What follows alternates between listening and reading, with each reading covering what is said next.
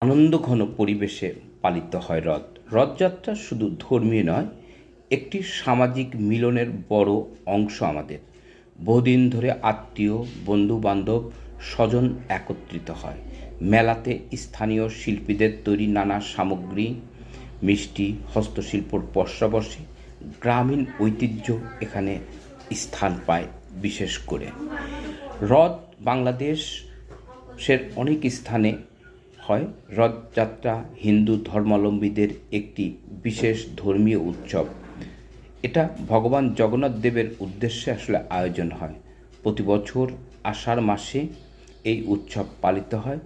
ভারতের পুরী শহরের জগন্নাথ মন্দির এবং বাংলাদেশের কিছু অঞ্চল, বিশেষ করে রাধা গোবিন্দের উপাসকদের মধ্যে এই উৎসব বিশেষভাবে পালন করা হয়। রথযাত্রা শুরু হয়েছিল পুরী থেকেই। কথিত আছে ভগবান জগন্নাথ তার ভাই বলরাম এবং বোন সুভদ্রাকে নিয়ে রথযাত্রা শুরু করেন। মূলত তারা মাসে একবার তাদের মামার বাড়ি যান।